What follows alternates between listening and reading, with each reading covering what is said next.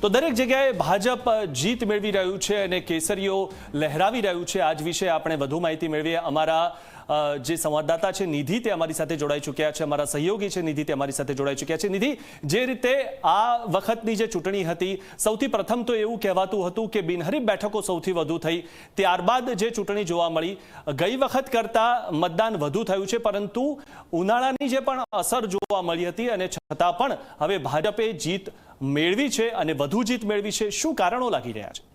જો 2021ના પરિણામો સાથે કમ્પેર કરવા પડે, આપણે કમ્પેરિઝન કરી એટલે ખબર પડે કે 2021માં ભાજપનું જે પ્રભુત્વ, ભાજપની જે જીત હતી તેના કરતાં થોડી ઓછી સીટો છે। એટલે કે CR પાટીલના સમયમાં જે ભાજપને જે જંગી બહુમતી મળી હતી એટલી નથી મળી, પણ હા જીત ચોક્કસથી થઈ છે। અહીંયા કોંગ્રેસ ફરી એકવાર મજબૂત થઈ રહી છે, આ તરફ આમ આદમી પાર્ટી ત્રીજા પક્ષ તરીકે ઉભરી રહી છે।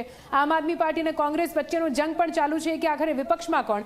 જો કે આ બધાની વચ્ચે સૌથી મોટા સમાચાર અમદાવાદમાંથી અત્યારે એ છે કે ખાડિયા વોર્ડમાં જ્યાં કોંગ્રેસની પેનલ, પૂરેપૂરી પેનલ આવી છે, એટલે કે કોંગ્રેસ ત્યાં મોટી જીત કહી શકાય। ભાજપના શાસનમાં પહેલીવાર એવું બન્યું છે। આવી તો ઘણી એવી બેઠકો છે કે જ્યાં વિચાર્યું ના હોય તેવો ઉલટફેર આપણને જોવા મળ્યા હોય। ઘણા મોટા માથા છે એ પણ હાર્યા છે, ઘણા એવા માથા છે જે નવા ચહેરા છે એ જીત્યા પણ છે। તેની પાછળના કારણો ઘણા છે। આ કારણો જાણવા જરૂરી બની જાય કે ભાજપ અડીખમ છે, સાથે કોંગ્રેસ આગળ વધી રહી છે, આમ આદમી પાર્ટી સૌરાષ્ટ્ર ઉત્તર ગુજરાતમાં પેસારો કરી રહી છે। તો આ બધું કેમ, આપણે ગ્રાફિક્સના માધ્યમથી આપણે સમજવાનો પ્રયત્ન કરીશું। એમ આ જે પૂરી આખી સિસ્ટમ છે તેને સમજાવવાનો પ્રયત્ન કરીશું કે કઈ રીતે આ જે કોંગ્રેસની હારના પેલા જે 10 કારણો છે તેની વાત કરીએ। આપણે માઇનસમાં આવીશું। પહેલા 9મું કારણ, 10મા કારણની વાત કરીએ તો જુઓ, લોક કલ્યાણની યોજનાઓનો નબળો પ્રચાર, લોક કલ્યાણની જે યોજનાઓ હતી તેનો નબળો પ્રચાર થયો, લોકો સુધી પહોંચી ના પહોંચી સમસ્યા હતી,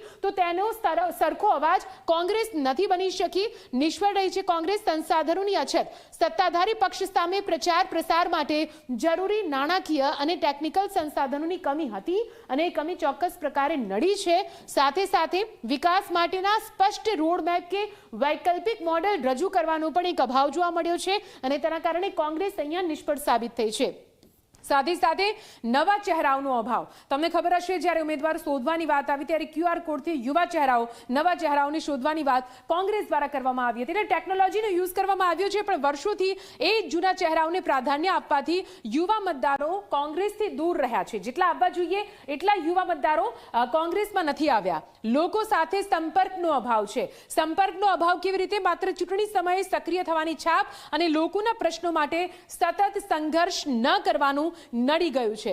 5મું કારણ, ત્રિપાંખીયો જંગ, આમ આદમી પાર્ટી અને અપક્ષોએ કોંગ્રેસના મતોની ટકાવારીમાં ગાબડું પાડી દીધું છે। એટલે જુઓ, આમ આદમી પાર્ટી કેવી રીતે કોંગ્રેસ માટે અહીં વોટ કપાવો પાર્ટી સાબિત થઈ છે, એટલે ત્રિપાંખીયો જંગ ક્યાંક નડી ગયો છે। ચૂંટણી પ્રચારમાં પછાત, ભાજપના હાઈટેક પ્રચાર સામે કોંગ્રેસનો પરંપરાગત પ્રચાર મતદારો સુધી પહોંચવામાં નિષ્ફળ રહ્યો છે। ભલે તેમણે AI નો ઉપયોગ કર્યો હોય, ઘણા સોશિયલ મીડિયાથી પ્રચારો કર્યા હોય, છતાં પણ જન સુધી નથી પહોંચી શકી। આંતરિક જૂથબંધી, પક્ષમાં ચાલતી આંતરિક ખેંચતાણ અને નેતાઓના અલગ અલગ જે સૂર કારણે કાર્યકરોમાં ઉત્સાહ જે હતો તે ધીમે ધીમે નબળો પડતો ગયો છે અને આ દર વખતનું છે।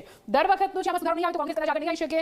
સંગઠનનું નબળું માળખું, ગ્રામીણ વિસ્તારોમાં પણ ભાજપ મજબૂતીથી ટકી રહી અને કોંગ્રેસનું સંગઠન પાયાના સ્તરે નબળું પડી ગયું। તેના કારણે ગ્રામીણ વિસ્તારોમાં પણ જ્યાં કોંગ્રેસ 2015માં પ્રભુત્વ જમાવતી હતી, 2021 પછી તેનું પ્રભુત્વ ગ્રામીણ વિસ્તારોમાં પણ ઘટ્યું છે। નેતૃત્વની કમી, સૌથી મોટું કારણ, 1 નંબરનું કારણ શું છે?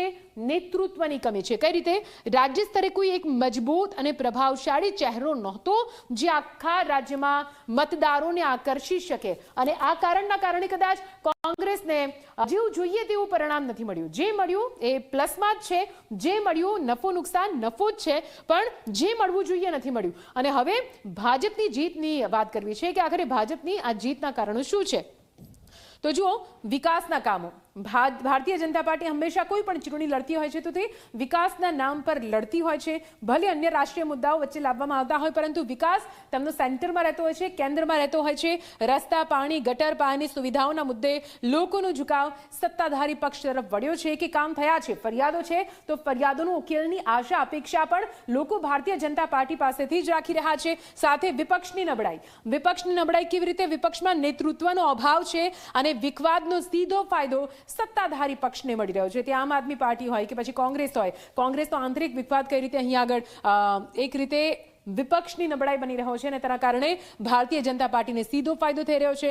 હિન્દુત્વ જેવા રાષ્ટ્રીય મુદ્દાઓ કઈ રીતે કેન્દ્રમાં ભારતીય જનતા પાર્ટી લાવતી રહી છે. સ્થાનિક ચૂંટણી હોવા છતાં રાષ્ટ્રીય ગૌરવ અને સાંસ્કૃતિક મુદ્દાઓની અસર આ વખતે ચૂંટણીમાં જોવા મળી છે અને તેનો ફાયદો પણ સીધી રીતે ભારતીય જનતા પાર્ટીને થયો છે.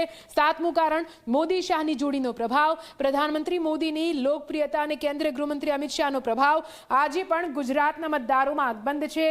ગુજરાતના લોકો આજે પણ અમિત શાહ અને પીએમ મોદીને પોતાના માને છે. એટલા માટે ભલે તેઓ આ ધરા પર ના હોય, અહીંયા પ્રચાર કરવા ના આવ્યા હોય, પણ તેમના નામે હજુ પણ ભારતીય જનતા પાર્ટીને વોટ આપવામાં આવી રહ્યો છે. સાથે ચૂંટણી વ્યવસ્થાપન CM Bhupendrabhai Patel, deputy CM Harsh Sanghavi, પ્રદેશ અધ્યક્ષ જગદીશ ઠાકર, વિશ્વકર્માની ટીમે સંયુક્ત પ્રયાસોથી ઘડેલી પ્રચારની રણનીતિ આખરે રંગ લાવી છે. ઘણા પ્રયાસો, ઘણા પ્રચારો, માઇક્રો પ્લાનિંગ કર્યું છે. તેનો સીધો ફાયદો ભારતીય જનતા પાર્ટીને મળી રહ્યો છે. બિનહરીફ બેઠકોનો મનોવૈજ્ઞાનિક લાભ થયો છે. ચૂંટણી પહેલા જ આપ સમજો 2021માં જે આંકડો 200-300ની અંદર હતો તે ચૂંટણી પહેલા આ વખતે 730ની પાર પહોંચી ગયો છે અને એ 730નો આંકડો જ ભાજપના ઉમેદવારો બિનહરીફ થતા જીતનો જે પાયો હતો તે પહેલેથી જ નાખી દેવામાં આવ્યો. એટલે આ કંઈક એક મનોવૈજ્ઞાનિક કારણ પણ છે. સાથે સાથે ચોથા કારણની વાત કરીએ, શહેરી મતદારોનો ભરોસો અકબંધ રહ્યો છે. 7 નવી મહાનગરપાલિકા સહિત 15 મનપા અને નગરપાલિકા વિસ્તારો વર્ષોથી ભાજપનો ગઢ રહ્યા છે.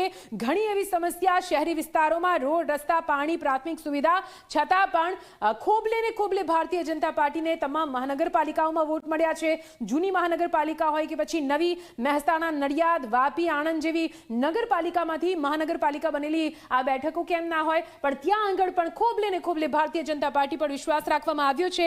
ત્રીજી વાત કરીએ, ત્રીજું કારણ ડબલ એન્જિન સરકારનો સીધો લાભ અહીંયા ભારતીય જનતા પાર્ટીને મળી રહ્યો છે. કેન્દ્ર રાજ્યમાં એક જ પક્ષની સરકાર છે અને તેથી વિકાસના કામો સ્વાભાવિક રીતે ઝડપી થાય છે અને તેવું જ માનીને મતદારોએ ફરી એકવાર અહીં સ્થાનિક લેવલ પર એટલે કે લોકલ બોડીઝમાં પણ ભારતીય જનતા પાર્ટી પર વિશ્વાસ મૂક્યો છે.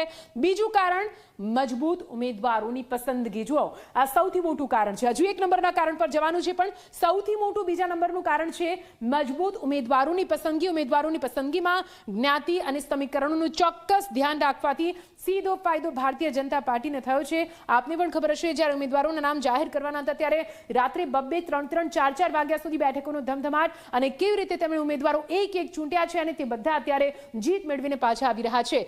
સૌથી મોટું પહેલા નંબરનું કારણ શું છે? પ્રબળ સંગઠનનું મજબૂત માળખું. આ સૌથી મોટો પ્લસ પોઈન્ટ છે ભારતીય જનતા પાર્ટીનો, જેને તમામ પાર્ટીઓએ જેને ભાજપ જોડેથી આ શીખવું જોઈએ કે આખરે ભાજપનું પેજ કમિટી અને પાસ સ્તરનું જે સંગઠન અન્ય પક્ષ કરતા ઘણું એવું મજબૂત હતું, જે મતદારોને બૂથ સુધી લાવવા માટે સક્ષમ બન્યું છે, બૂથ સુધી લાવવામાં સફળ બન્યું છે. અને આપણે કહેતા કે વોટિંગ ઓછું થયું છે, કોને નુકસાન જશે, કોને ફાયદો થશે, પણ ભાજપ નિશ્ચિંત હતું. કેમ કે ભાજપને ખબર હતી, મિથુન, ભાજપને એ ગણતરી હતી જ કે જે પણ વોટરો બહાર નીકળ્યા છે, જે પણ મતદારો બહાર નીકળ્યા છે, એ તેમની માટે નીકળ્યા છે અને એટલા માટે જ આજનું આ પરિણામ ઉલટફેરના ઘણા સંકેતો હતા. સંકેતો વચ્ચે પણ ભારતીય જનતા પાર્ટીની સત્તા મહાનગરપાલિકા, નગરપાલિકા, તાલુકા પંચાયત કે જિલ્લા પંચાયતમાં અકબંધ જોવા મળી રહી છે. મિથુન.